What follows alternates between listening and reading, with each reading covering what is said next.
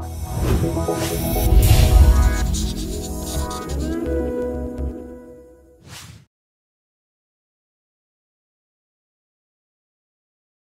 for the past 4 or 5 years, I've been doing research on the sustainability of energy efficient buildings, together with colleagues at Maastricht, 3 colleagues at Maastricht, and about 4 people in various parts of the US, mostly at Berkeley.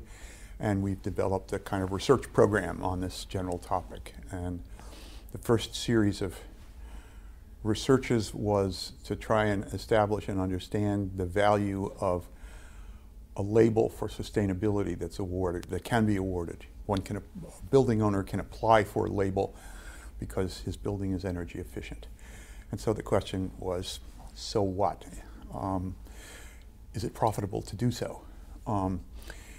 And so the issue is there's energy savings that are required in order to qualify for this plaque that's put in the building, and what are the implications of that? And I think it wouldn't be unfair to say that we pretty much established that, at least using several bodies of data from the US for office buildings, that sustainable buildings pay for themselves.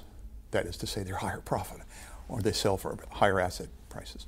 So, you know, in that perspective, it's in the self-interest of people that own and operate buildings to look for ways in which they can be more sustainable, in the sense that they lower energy usage, and that can result in higher rents, higher asset values, lower operating costs, and higher profits to the owners.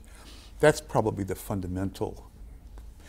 More recently, we've been trying to translate the same kind of analysis, or at least to use the residential market as an example rather than the office building market.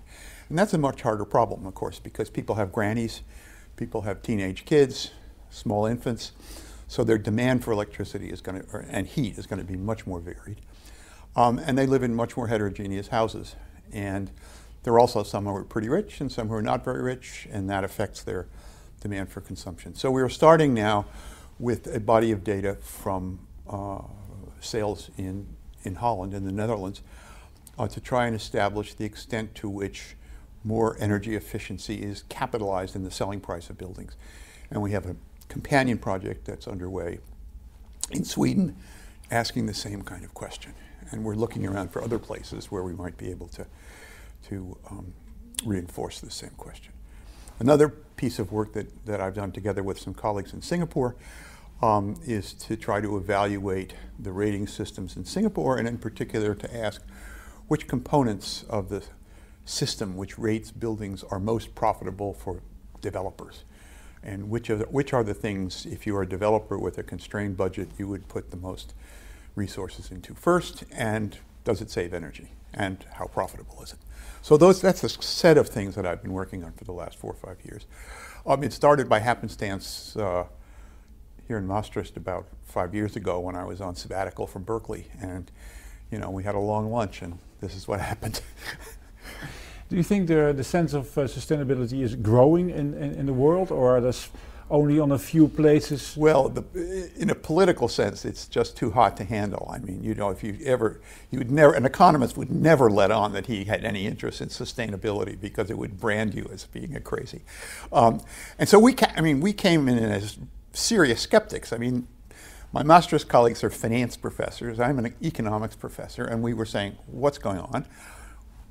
So what? And lo and behold, you know, we found that the premium for more efficient buildings did not go away, and we tried to make it go away no matter what we did.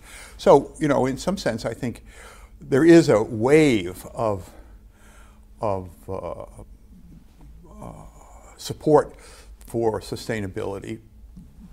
Much of it is purely political, and that may be just fine, but I guess we are looking for kind of more simple-minded motivations that might capture other people who are not persuaded by the kind of politics of the day.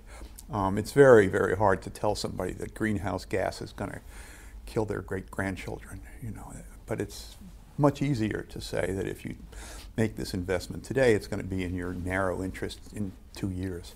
So that's the takeoff that we go from, which is a much more, it's a, you know, it's a bean counter mentality, but there you are.